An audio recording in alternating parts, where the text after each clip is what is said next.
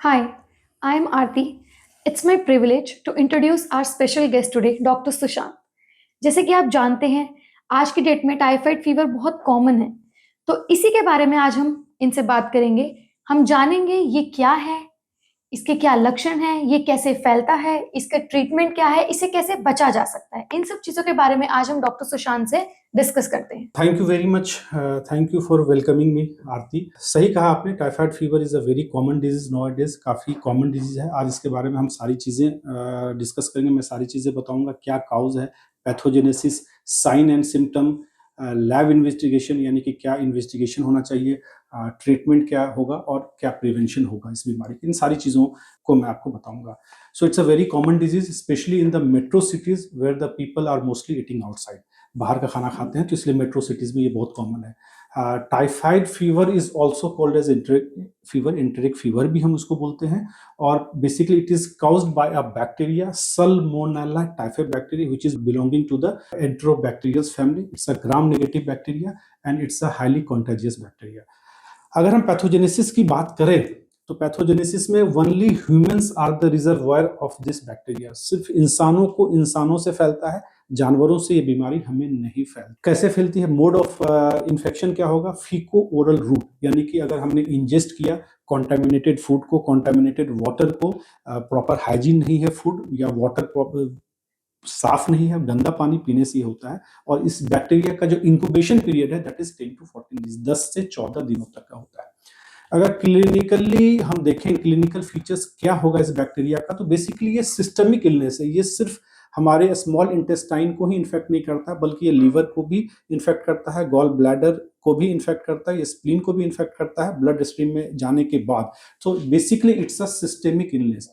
जैसे the moment bacteria enters into the blood stream, जैसे ये बैक्टीरिया हमारे ब्लड स्ट्रीम में आता है, तो सबसे पहले प्राइमरी बैक्टीरियमिया काउज करता है, जिससे कि हमें फीवर आता है। अब ये जो फीवर आता है, ये फीवर का जो पैटर्न है, basically it's a step ladder pattern. Step ladder pattern क्या होता है, किसी मरीज को अगर बुखार 99 डिग्री डे 1 में आया, तो पूरा दिन उसका जो बुखार होगा that will remain 99 degree. Next day अगर उसको 100 डिग्री बुखार आता है, तो पूरे दिन 100 डिग्री होगा। और नेक्स्ट डे, उसके नेक्स्ट डे अगर 101 डिग्री फ़ारेनहाइट टेम्परेचर आता है, तो पूरा दिन उसका टेम्परेचर 101 डिग्री होगा। तो इस तरह के जो फीवर का पैटर्न है, उसको हम क्या बोलते हैं, स्टेप लैडर पैटर्न। ये बहुत ही यूनिक पैटर्न है फीवर का इस बीमारी में।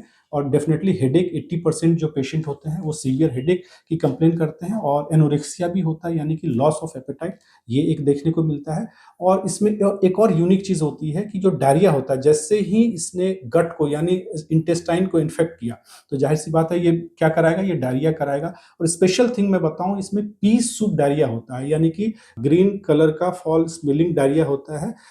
It is due to the decrease of the absorption of bile duct from the intestine, so it excretes with the stool, stool के साथ बाहर आता है। तो ये डायरिया बहुत ही यूनिक चीज है, इसमें हमें देखने को मिलता है। इसके अलावा अगर हम बताते तो व्हाइट कोटेड टंग, यानी कि जो जीभ होती है उसमें व्हाइट कोटेड होता है due to the presence of the bacteria over the टंग।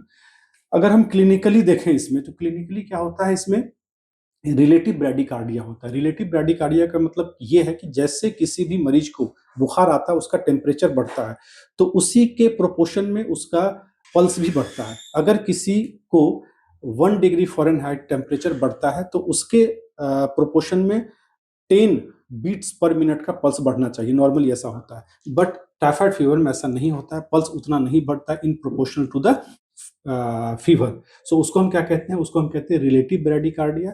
और इसमें एक हिपैटोस्प्लेनोमेगाली दिखता है, यानी कि हमारा जो लीवर का साइज है या फिर स्प्लीन का साइज है वो बढ़ा हुआ मिलता है जब हम पेशेंट के एब्डोमेन को पल्पेट करते हैं। इस वजह से पेशेंट में complain the mild abdominal pain, पेट दर्द की समस्या बता सकता है पेशेंट। तो ये सब कुछ लक्षण हैं जो कि टाइफाइड बीमारी में हमें दिखने को मिलता है। अगर हम कॉम्प्लिकेशन की बात करें टाइफाइड फीवर का, तो it's usually occurs in the 3rd to 4th week, तीसरे या चौथे हफ्ते में ये कॉम्प्लिकेशन हमें देखने को मिलता है। Since it's a highly contagious bacteria which can invade the intestine. जैसे इंटेस्टाइन को इन्वेड करेगा तो क्या होगा, जीआई ब्लीड होगा, यानी गैस्ट्रो इंटेस्टाइनल ब्लीड कराएगा, ब्लीडिंग होगी पेट से।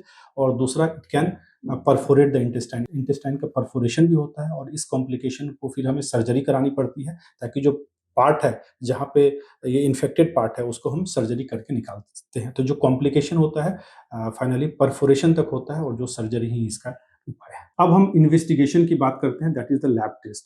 तो उस पेशेंट का सबसे पहला टेस्ट जो है नॉर्मली हम लोग सीबीसी कराते हैं, that is the complete hemogram. इस कंप्लीट हेमोग्राम में हमें क्या देखने को मिलेगा? लीकोपेनिया और eosinopenia, and this can be differentiated from the other bacterial infection. बाकी जो बैक्टीरियल इन्फेक्शन होता है मोस्टली उसमें क्या देखने को मिलता है? ल्यूकोसाइटोसिस, यानी कि जो टीएलसी जो काउंट्स होते हैं, डब्ल्यूबीसी वो रेज होता है, बट टाइफाइड फीवर में क्या होता है? वो कम होता है। तो लीकोपेनिया और इज़ोनोपेनिया हमें सीबीसी में देखने को मिलेगा। अगर हम लीवर एंजाइम्स की बात करें तो एसजीओटी और एसजीपीटी, ये भी 2 मार्कर्स ऐसे हैं जो कि हमें लीवर एंजाइम्स में बढ़े हुए मिलेंगे। अब हम आ जाते हैं कि फर्स्ट वीक में हम कैसे कंफर्म करें इस डायग्नोसिस का। तो सबसे पहला जो इन्वेस्टिगेशन है बहुत स्पेसिफिक है और वो है ब्लड कल्चर। तो फर्स्ट वीक में अगर ब्लड कल्चर को हमने दिया और वो पॉजिटिव आ गया तो उससे हमारी डायग्नोसिस कंफर्म हो जाती है ब्लड कल्चर कराना। क्योंकि और फर्स्ट वीक में ब्लड कल्चर के अलावा 2 और चीज़ें हैं जो कि हमें डायग्नोसिस कंफर्म करने को में मदद करता है। वो दूसरा क्या है? बोन मैरो एस्पिरेशन और डिओडेनल एस्पिरेशन। तो ये जो बोन मैरो एस्पिरेशन और डिओडेनल एस्पिरेशन है, since they are the very invasive process, बहुत इन्वेजिव प्रोसेस होने की वजह से generally we do not do, but blood culture हाँ करेंगे तो डायग्नोसिस हमारी कंफर्म आ जाएगी। कल्चर में फर्स्ट वीक में ये हमें दिखेगा। उसके बाद दूसरा इसका टेस्ट है वो है टाइफी डॉट। टाइफी डॉट जो है एंटीजन का टेस्ट है, बेसिकली आईजीएम एंटीबॉडी इसमें हमें दिखता है, and it can positive third day on the fever के तीसरे दिन से लेके, और ये 4 वीक तक पॉजिटिव रहता था। अगर किसी को बुखार है और अगर सस्पेक्ट कर रहे हैं कि टाइफाइड इसे हो सकता है और 3 दिन हो गया है तो हम ये टाइफी डॉट भी कराएंगे which detects the IgM antibody. और अगर हमारे पास वो सेकेंड वीक में आता है तो सेकेंड वीक में विडाल टेस्ट बहुत कॉमनली यूज किया जाता है। विडाल टेस्ट में अगर हम वो एंटीबॉडी की बात करें that should be more than 1/80, and अगर एच एंटीबॉडी की बात करें it should be more than 160। अगर है तो हम विडाल पॉजिटिव कहते हैं। हालांकि ये बहुत ही आजकल के समय में ओवर यूज्ड होने लगा है, सो इसकी जो स्पेसिफिसिटी है या फिर सेंसिटिविटी है काफ़ी लो है, और बहुत सारे पेशेंट हमारे पास ऐसे आते हैं कि जो कि फीवर के फर्स्ट या सेकेंड डे ही करा के आते हैं और वो पॉजिटिव दिखाता है। दैट डज नॉट मीन कि उसके पास टाइफाइड है। तो इसलिए विडाल पे हम बहुत ज़्यादा रिलाय नहीं कर सकते। हाँ, अगर प्रॉपर सेकेंड वीक में अगर विडाल करा गया फिर पॉजिटिव है और हाईली पॉजिटिव है, 161 320 अगर आ रहा है हमारा एंटीबॉडी ओ या एच, तो जाहिर सी बात है हम उसको कह सकते हैं कि हाँ इसको टाइफाइड है। इसके अलावा अगर हम थर्ड वीक में जाते हैं तो स्टूल कल्चर और यूरिन कल्चर वहाँ से भी हमें कंफर्म मिल जाता है, उसमें हमें सल्मोनेला बैक्टीरिया मिलेगा। अगर हमारे पास लिमिटेड सोर्सेज हैं, अगर कोई हम ऐसे जगह बैठे हैं जहाँ पे बहुत सारी इन्वेस्टिगेशन बहुत सारे अवेलेबल नहीं हैं, लिमिटेड सोर्सेज हैं जैसे पेरिफेरल हेल्थ सेंटर्स वगैरह होता है, तो फिर हम क्या करते हैं वैसे कंडीशन में जो क्लिनिकल सिम्टम्स होता है पेशेंट का उसको देख के हम ट्रीटमेंट शुरू कर देते हैं टाइफाइड का।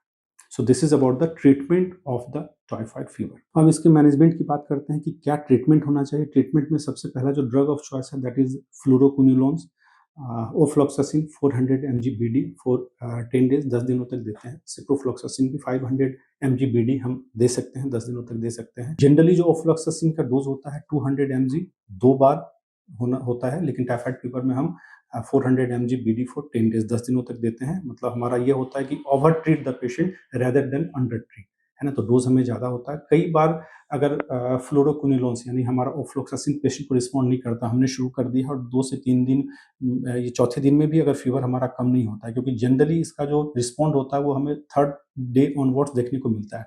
अगर हमने चौथे दिन भी देखा कि फीवर पेशेंट का कम नहीं हो रहा है तो फिर हम दूसरे ड्रग पे स्विच ऑन करते हैं, that is the third generation of cephalosporin cefixime, जो कि 400 mg BD for 10 to 14 days 10 से 14 दिनों तक हम ये देते हैं। और साथ में एजिथ्रोमाइसिन भी कॉम्बो में देते हैं। एजिथ्रोमाइसिन भी 5 days 500 mg BD for 5 days और 1000 mg OD फॉर 5 डेज। तो हमने 2 ड्रग, और जनरली आजकल ओफ्लॉक्सासिन से ज़्यादा देखता हूँ कि जहाँ भी प्रैक्टिसेस हैं डॉक्टर्स की वो सेफेक्सिम और एजिथ्रोमाइसिन ये 2 ड्रग का कॉम्बिनेशन देते हैं। सेफेक्सिम हमने 10 से 14 दिन चलाया और एजिथ्रोमाइसिन 5 दिन चलाया, तो उससे पेशेंट जो है सो ट्रीट हो जाता है। इसके बाद अगर हमारे पास कॉम्प्लिकेटेड टाइफाइड फीवर है तो उसमें थोड़ा सा ड्रग ऑफ चॉइस में हम कुछ और चीज़ देते हैं। अगर इसमें CNS, CVS या रेस्पिरेटरी सिस्टम कार्डियोवास्कुलर सिस्टम या सेंट्रल नर्वस सिस्टम भी इन्वॉल्व हो गया, कॉम्प्लिकेशन हो गया, तो हम आईवी एंटीबायोटिक्स यानी कि इंट्रावेनस इंजेक्शन हम देते हैं। और वो सबसे पहले वही थर्ड जनरेशन ऑफ सेफेलोस्पिरिन यानी सेफ्ट्रैक्सोन इंजेक्शन हम आईवी देते हैं। जो डोज इसकी होती है वो 60 mg per kg per day के हिसाब से हम लोग 2 वीक देते हैं। या फिर cefotaxime is also we are very frequently using and it is also giving to the patient 80 mg per kg per day for 2 weeks. ठीक है। अब कई बार ऐसा होता है कि स्टेरॉइड्स को भी इसमें रोल देखा जाता है। स्टेरॉइड में अगर कॉम्प्लिकेटेड केस हमारे पास आता है तो फिर हम उसको डेक्सोमेथाजोन देते हैं, जो कि 3 mg per kg stat dose followed by 1 mg per kg 6 hourly, जो कि हम 8 डोज इसका देते हैं। एमडीआर केसेस कई बार होता है, यानी मल्टी ड्रग रेजिस्टेंट। अगर ये सारे ड्रग हमारे काम नहीं कर रहे हैं, पेशेंट पे को असर नहीं कर रहा है, तो उसको हम एमडीआर भी कहते हैं। मल्टी ड्रग रेजिस्टेंस होता है, जिसमें हम इंजेक्शन मेरोपेनाम 1 ग्राम टीडीएस जो कि हम 10 से 14 दिन तक देते हैं।